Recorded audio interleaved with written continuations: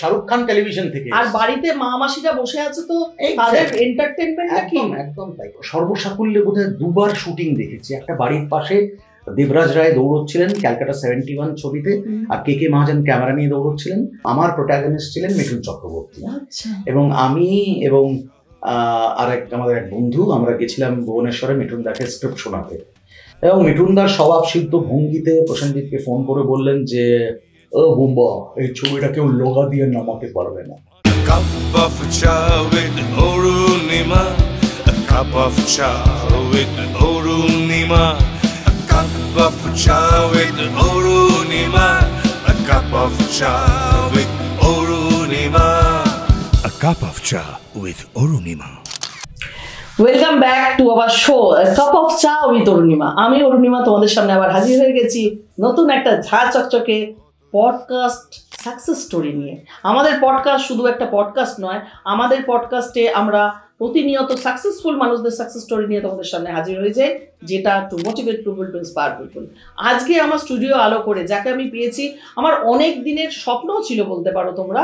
যবে থেকে আমি ছবি শুরু করেছি, আমার একজন ইন্সপিরেশন ছিল যে ডিরেক্টর, বহুদিন যাবৎ, কত বছর হয়ে গেল অনিন্দদা? তাও তো নেই করে প্রায় বোধহয় 20 বছরের মতো। 20 বছরের উপরে পরিচালনায় আছেন এবং সকলের প্রিয়। আমাদের আমি কত কাছে পরিচালনা? হ্যাঁ না, আমি আছি 39 বছর, এই পরের বছর 40 বছর। 40 বছর ফিল্ম ইন্ডাস্ট্রিতে as a director, one and only আমাদের সকলের কাছের একজন মানুষ, সকলের প্রিয় একজন ডিরেক্টর, টলিউডের অনিন্দ সরকার, আমাদের সকলের প্রিয় অনিন্দদা।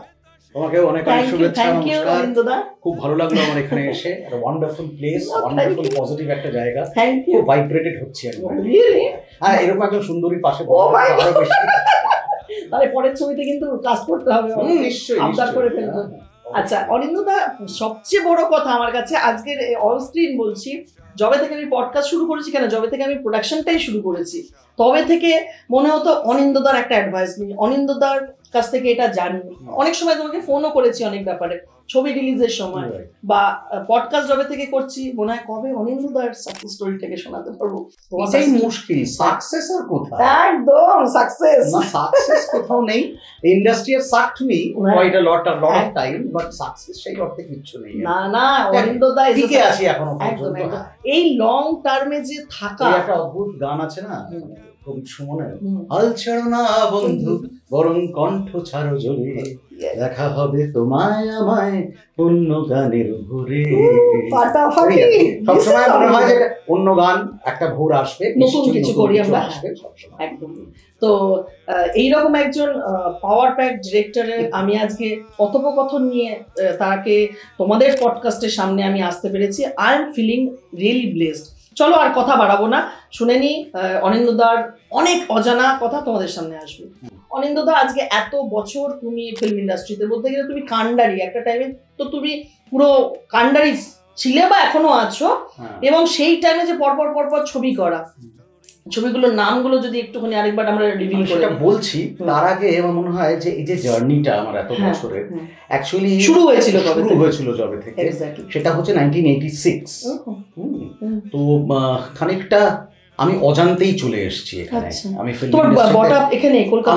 আমি বর্ন অ্যান্ড ব্রট আপ এখানেই, কিন্তু ঘটনা হচ্ছে আমি অ্যাকাউন্টস এর স্টুডেন্ট ছিলাম। আই ওয়াজ গিভেন মানে কি বলবো, চাকরি টু ভিলাই, ভোপাল ব্রাদার।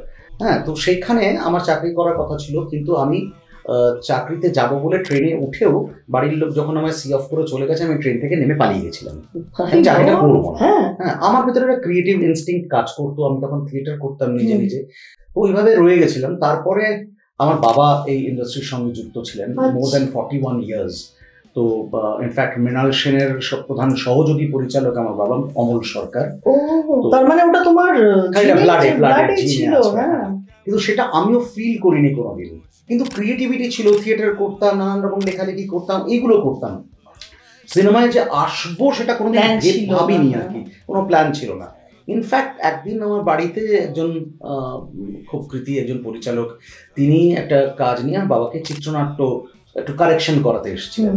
তো সবাই সেখানে চিত্রনাট্য শুনছে, আমারও খুব ইচ্ছা হচ্ছিল যে ফিল্মের স্ক্রিন প্লেটা কিরকম হয়।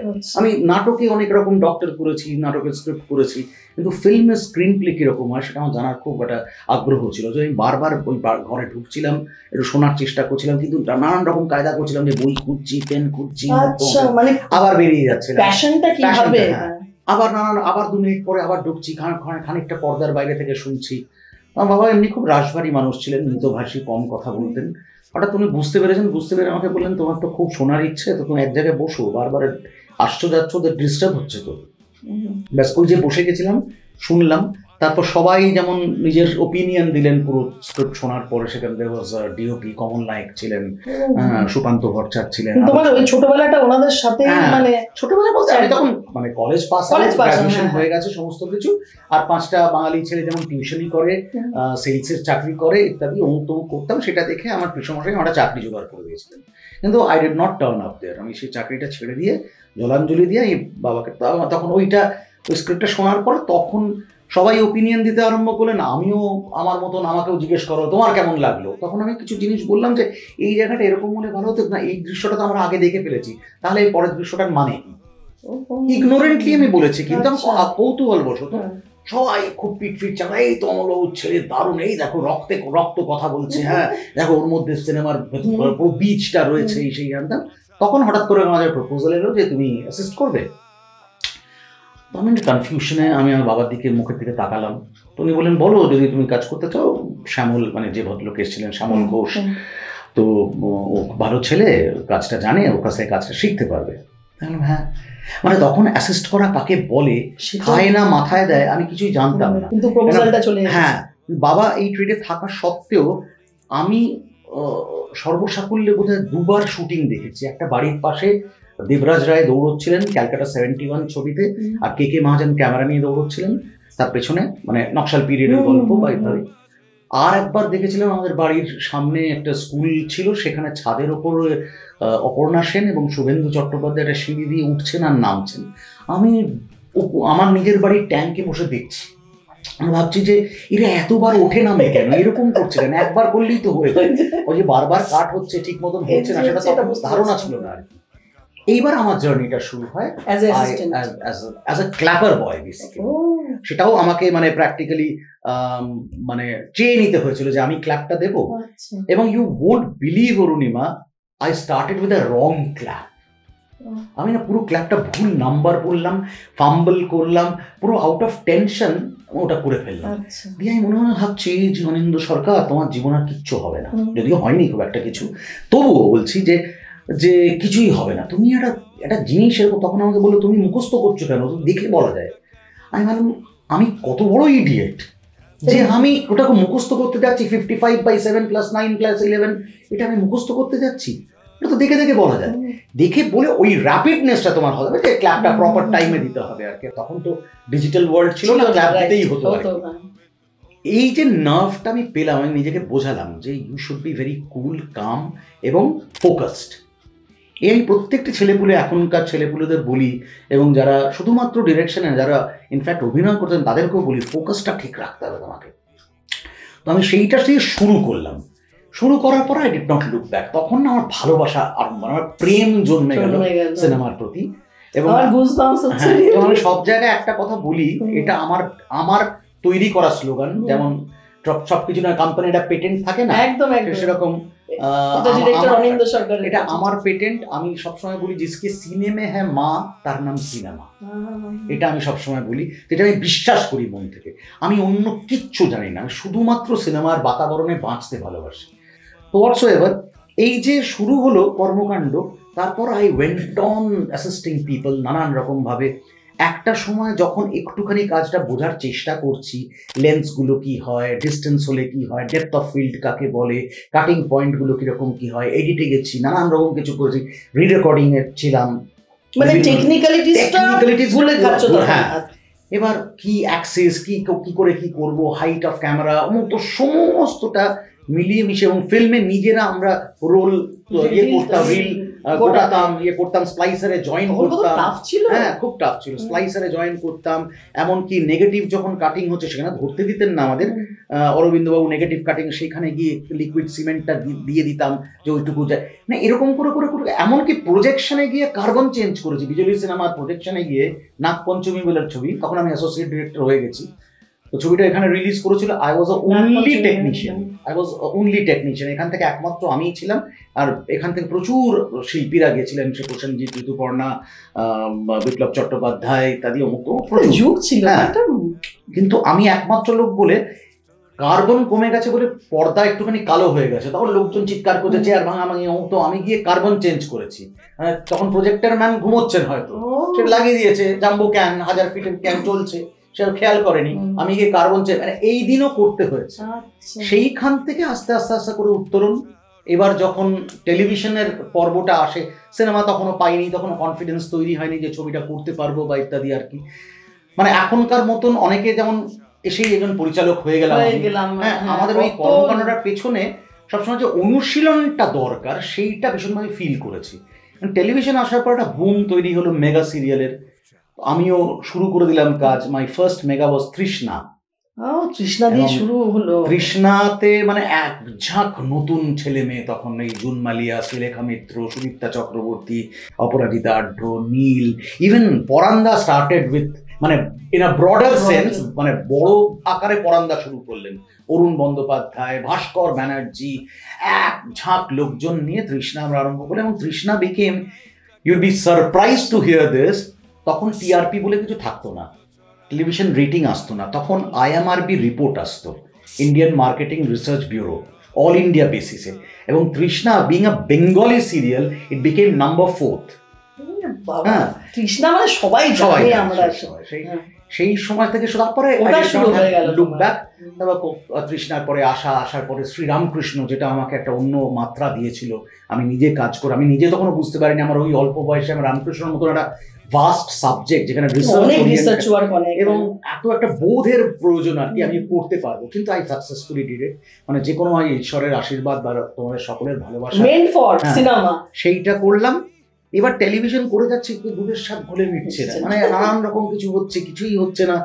তখন ওই টেলিফিল্ম এলো, ইটিভির সময় টেলিফিল্ম এলো, এবং টেলিফিল্মে প্রায় ধরা যাক 1.5 ঘন্টা 2 ঘন্টারও প্রায় হতো, মানে অলমোস্ট ওই টেলিফিল্ম, ফিল্ম শব্দটা আছে বলে ওটা খুব মন দিয়ে করতাম আর কি, মজা লাগতো আর কি। এক্স্যাক্টলি, ওই স্টার্ট টু ফিনিশ একটা ফ্যাক্টর রয়েছে না, যে আমি জানি আমি ছবিটা কিভাবে গ্রাফটা তৈরি করবো, মানে সিরিয়ালের মতন নয় যে কালকে কি গল্প আসবে কেউ জানি না, কিন্তু নিজের মাথায় তোমার স্কেচটা করা যেত। সেইটা প্রায় 60-65টা টেলিফিল্ম করেছি, হ্যাঁ, সবকটা চ্যানেল মিলিয়ে। এরপরে সিনেমা, তার মধ্যে সিনেমা এলো। প্রথম ছবি করলাম সাথী আমার বন্ধু আমার বলে একটা ছবি, ফরমাইশি ছবি, মানে অনুরোধের আসর, যেমন প্রডিউসার চেয়েছেন সেরকম গল্প দিয়েছেন, সেরকম ভাবে আমি আমার ট্রিটমেন্ট দিয়েছি। ফার্স্ট ব্রেক আমাকে 22 বছর তখন আমার কেটে গেছে ইন্ডাস্ট্রিতে, হ্যাঁ, 22-23 বছর পরে প্রথম বড় ছবি। একটু মাঝে বলতে চাই দর্শকদের, there is a no shortcut to any success. Exactly, so I don't believe it. একদম তাই, মানে সেটা না বেশি দিন সাস্টেইন করে না, কোথাও গিয়ে একবার 1 বছর 2 বছরে কিছু হয় না, মুখ থুবড়ে পড়বেই একটা সময়, তখন পালাবার পথ নেই। তো যাই হোক না কেন, তারপরেতে সাথী আমার বন্ধু আমার খুব সাকসেসফুলি হলো আর কি। এবং সত্যি কথা বলতে কি, আমি আমার তরফ থেকে চেষ্টা করলাম, পরবর্তীকালে বেশ কিছু কয়েকজন পরিচালক, তারা ছবিটা দেখে আমি বলেছিলাম খুব স্মার্ট তো ছবিটা, এটা আমার কাছে রিওয়ার্ড। তো একজন তুমি একটা অন্য চিন্তা ভাবনা করেছো, একজন কলিগ যখন, তখনকার গল্প একদম কমার্শিয়াল, বয় মিটস গার্ল স্টোরি একদম পুরো, কিন্তু তার মধ্যেও যে একটা স্মার্টনেস রাখা যাবে, মানে গতানুগতিকের বাইরে একটুখানি, সেটা চেষ্টা করলাম। তারপরে 2-1টা ছবি করেছি। আমি একটা ছবি করেছিলাম আমার মনোমতো, খুব কাছের দেওয়াল বলে, কিন্তু সেই ছবিটা আমি রিলিজ করতে পারিনি unfortunately, due to some technical reasons and financial reasons, অনেকগুলো ফ্যাক্টর রয়েছে। অনেক সময় ছবিটা এখনো শেলফড হয়ে আছে। ওটা আমার মনের কাছাকাছি ছবি একটা।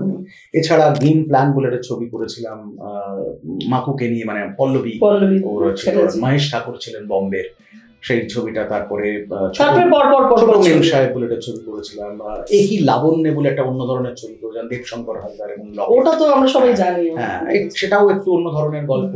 মানে এই যে আজকে আশিকি 2 বা ইত্যাদি নিয়ে এই যে, বা একটা সময় অভিমান নিয়ে যে বিতর্ক হয়েছিল, সেম প্যাটার্নের, কিন্তু এখানে একজন ভায়োলিনিস্ট আর একজন ডান্সার, তাদের মধ্যে সংঘাতটা হয়ে গেল আর কি। এরকম দুটো শিল্পী একটা ছাদের তলায় থাকলে হয়তো একটা সময় ইগো ক্ল্যাশ হয়ে যায়, একদম ঠিক সেরকম জায়গা থেকে আবার স্কোয়ার মাঝখানে একটা জায়গায় হলো ঝামু সুগান বলে যে প্রডিউসার, বম্বের খুব বিখ্যাত, ঝামু সুগান খুব বিখ্যাত প্রডিউসার, হাম দিল দে চুকে সালাম, তারপর রঙ্গিলা এসব করেছিল। ওদের একটা টাই আপ এখানে হয়েছিল প্রসেনজিতের কোম্পানির সাথে, আইডিয়াজের সাথে। তখন I was chosen as one of the director. 5টা ছবি অ্যানাউন্স হয়েছিল, তাতে আমি একজন পরিচালক, এবং আমার প্রোটাগনিস্ট ছিলেন মিঠুন চক্রবর্তী। এবং আমি এবং আমাদের এক বন্ধু, আমরা গেছিলাম ভুবনেশ্বরে মিঠুন দাকে স্ক্রিপ্ট শোনাতে, এবং মিঠুন দার স্বভাব সিদ্ধ ভঙ্গিতে প্রসেনজিৎকে ফোন করে বললেন যে, ও বুম্বা, এই ছবিটা কেউ লগা দিয়ে নামাতে পারবে না। মানে লগা দিয়ে নামাতে পারে, টেনে নামাতে পারে না। ঘুড়ি যেমন ওই লম্বা ডান্ডা দিয়ে টেনে নামানো হয় না, ওরকম লগা দিয়ে কেউ নামাতে পারবে না, এটা শিওর শট হিট। আমায় খালি বললেন যে তুই একটা আমাকে কাজ করবি, দুটো ক্ল্যাপ ট্র্যাপ সিন দিবি, ক্ল্যাপ ট্র্যাপ সিন, ওনার কিছু ভাষা আছে বুঝে নিতে হবে। আমি বেরোবো, এরকম করে বেরোবো, মুখ্যমন্ত্রীর ঘর থেকে করিডোর দিয়ে স্লো মোশনে হেঁটে আসবো, পাবলিক হাততালি দেবেও, সত্যি মানে ওরকমই ঘটনা আর কি।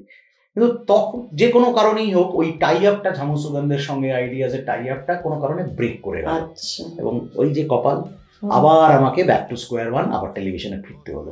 তো I don't regret for that. Television exactly, এবং television is my bread and butter. আজকে যদি কেউ বলে যে হ্যাঁ টেলিভিশন করো, আমি মনে করি মানে সে মূর্খের জগতে বাস। এত একটা বাচ্চানো টেলিভিশন করে, টেলিভিশন একটা ইন্ডাস্ট্রি পুরো, এক্স্যাক্টলি কত রেভিনিউ আর্ন করে সবাই, চ্যানেল, গভর্নমেন্ট, যাই হোক সকলে।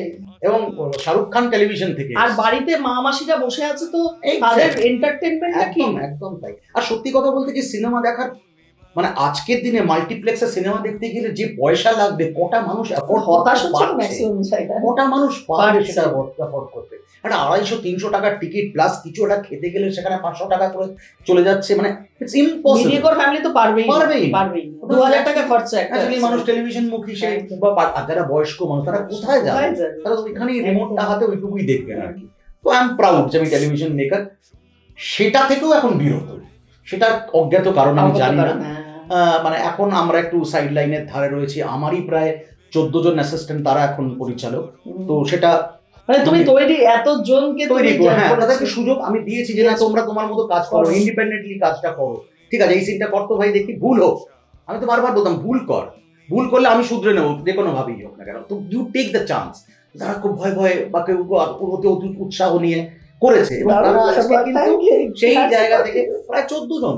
সবাই তো গুরু বলে মানে আমি জানি, শুনেছি, আমাদের ঈশ্বরের আশীর্বাদে বলো, সত্যি সত্যি সবাই যে এই টেকনিক্যালিটিসটা শিখেছে অ্যাজ এ ডিরেক্টর, যারা আজকে করছে তোমার থেকে শিখেছে। এই যে ফ্লোরে কাজ করতে যাই সেখানে তারাও আরে তুমি তো বস, কিন্তু আমি না, I tell you one thing honestly, আমি যখন অভিনয় করতে যাই আমি কমপ্লিটলি বাধ্য ছেলে।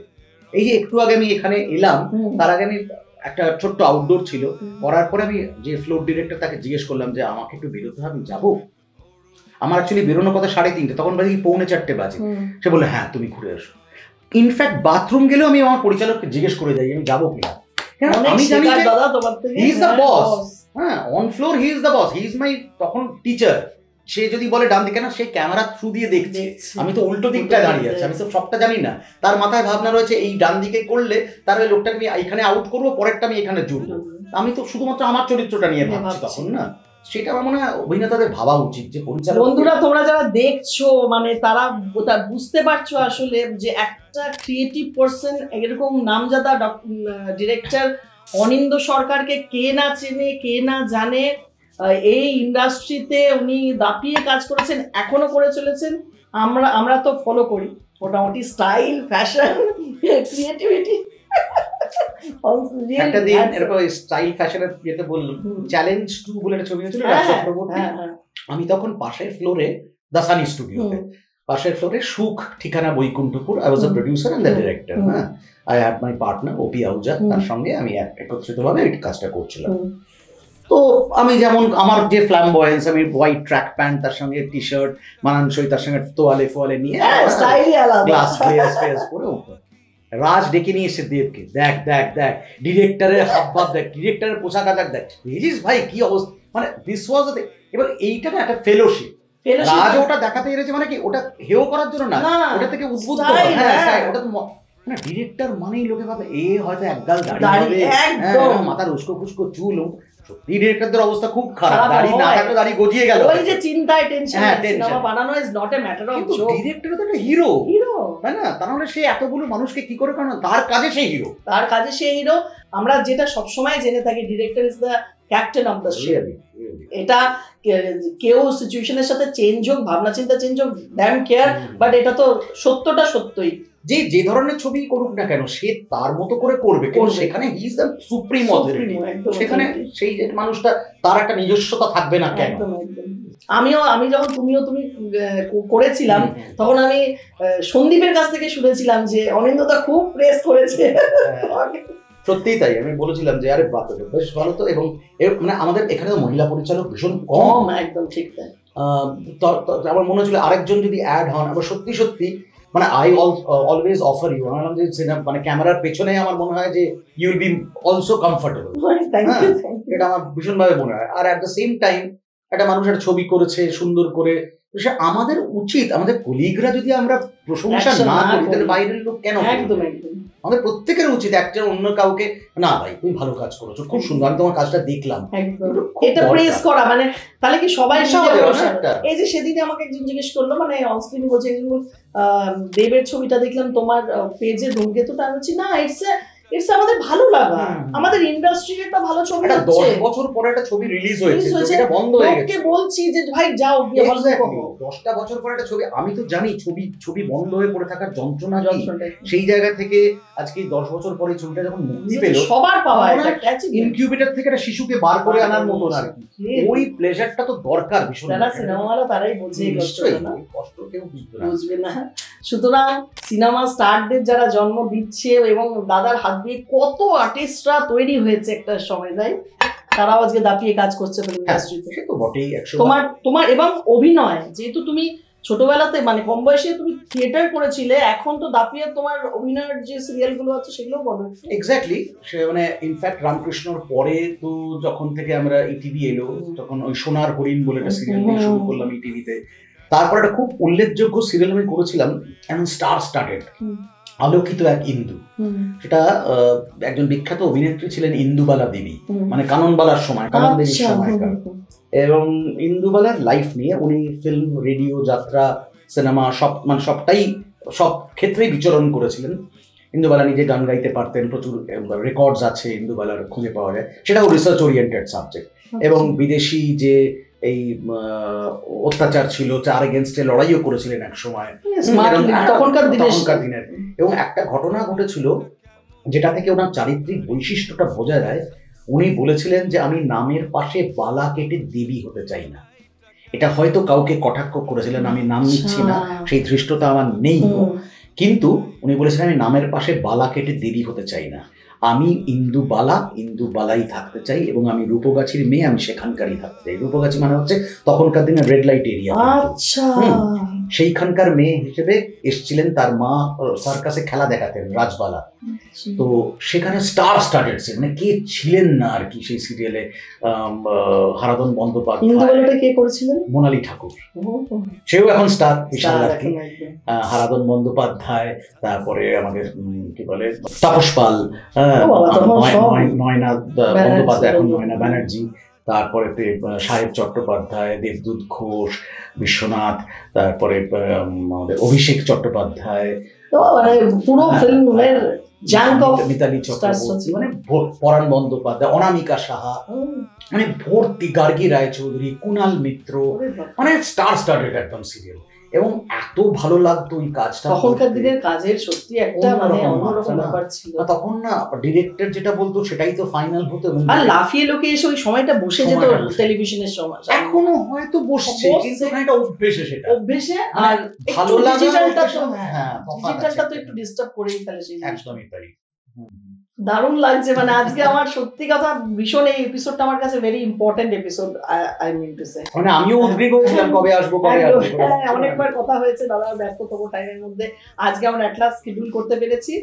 দাদা যে আরেকটা কথা, যেটা তুমি এত দিন যাবানে 4 দশক মোটামুটি ফিল্ম ইন্ডাস্ট্রিটা গুলে খাওয়া হাতে বাচ্চার মতো তোমার কাছে, পরিচালক হিসেবে এবং সর্বসাকুল্যে তোমার যেটা জনার আছে, আজকের জেনারেশন সামহাও যেন ডিমোটিভেটেড, স্ট্রেস, ডিপ্রেশন, চারিদিকে অনেক সময় আমরা দেখি একটু কাজ করছে ছেড়ে দিচ্ছে, তারপরে স্ট্রেসে পড়ে যাচ্ছে, ডিপ্রেশন পড়ে অন্য কোনো ডিসিশন নিয়ে নিচ্ছে। তুমি তাদের জন্য কি মেসেজ দেবে?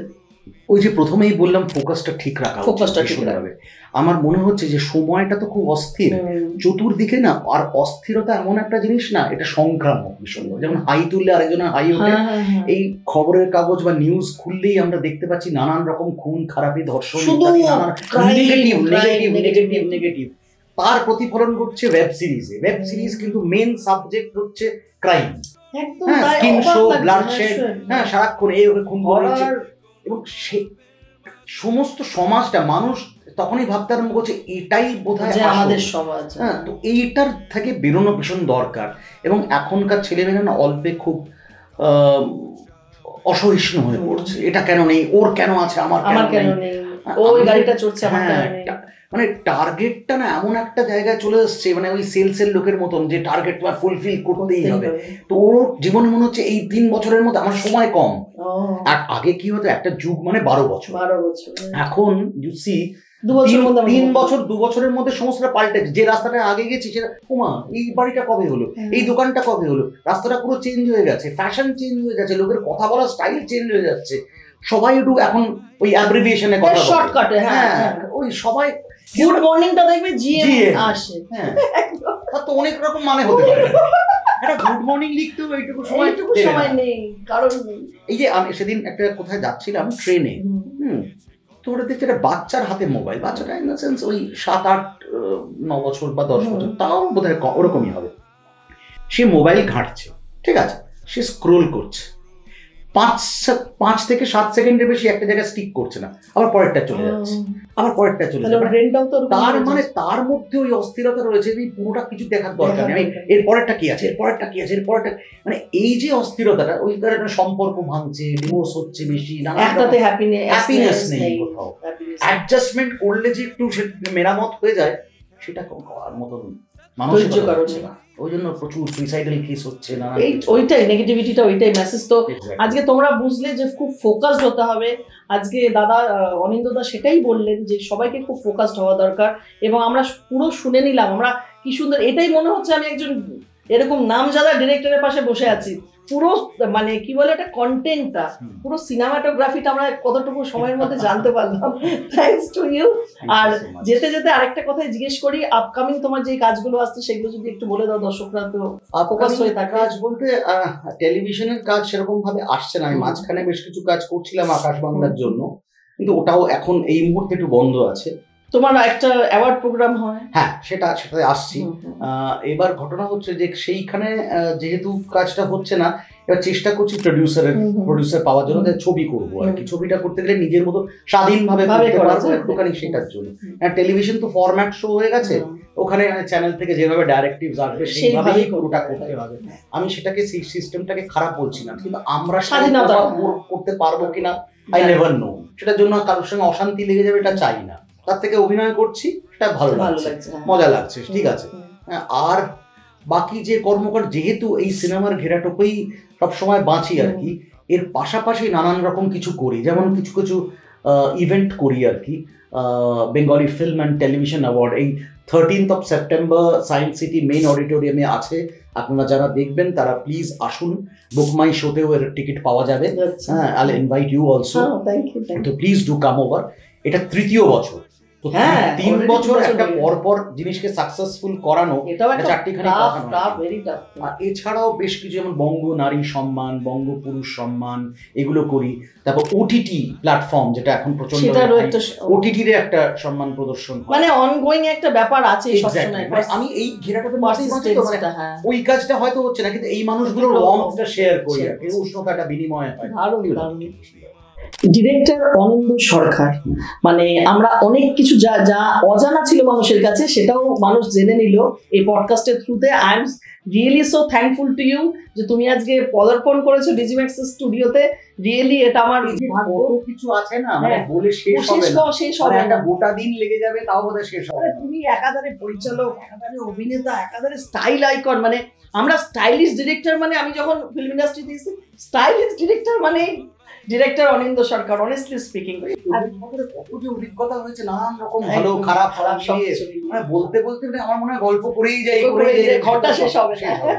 So stay tune with us and যেতে যেতে শুধু একটা কাপ অফ চা উইথ অরুণিমার অনুষ্ঠানটাকে তুমি কত দেবে 10-এ? কেন এটা পরম প্রাপ্তি হবে আমার কাছে।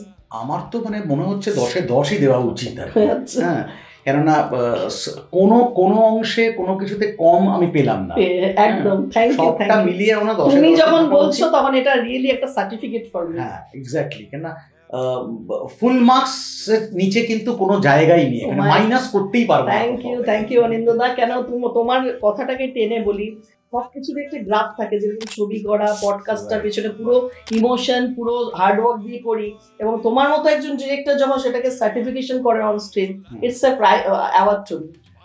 Same here, pleasure is mine, honour is mine. আমিও যেখানে এসেছি আমার সত্যিই ভালো লাগছে, এবং ভবিষ্যতে আবার যে কোনো সময় আমাকে ডাকবে, যে কোনো, শুধুমাত্র পডকাস্টে না, anything I am always be. Thank you. শুধু যেতে যেতে গান দিয়ে শুরু করেছিলাম, আর একটা শুরু করি, একটা কিছু একটা বলে শেষ করি। আবার গান? এই তো গান না, একটা কিছু একটা কোন একটা কথা, ডায়লগ, কিছুই। এটা হঠাৎ করে মনে পড়লো, রাজনীতি প্রাঙ্গণে শকুনি খেলছে পাশা, রাজনীতি প্রাঙ্গণে শকুনি খেলছে পাশা, পুতুল নাচের পটভূমিকা সাজায়, মানুষের ভাবনায় অন্ধকার গণায়, শান্তির প্রজাপতি আজ বন্দি খাঁচায়। এখন অসময়, আসবে কি সুসময়, প্রশ্নেরা ভিড় করে উত্তর চায়। নমস্কার, থ্যাংক ইউ সো মাচ। নমস্কার। নেই কোনো গল্পের মাঝে, শুনে নাও তুমিও লাগবে কাজে, ভাষার অনুপ্রেরণা। কাপ অফ চা উইথ অরুণিমা, কাপ অফ চা উইথ অরুণিমা, কাপ অফ চা উইথ অরুণিমা, কাপ অফ চা with Arunima, a cup of cha with Orunima.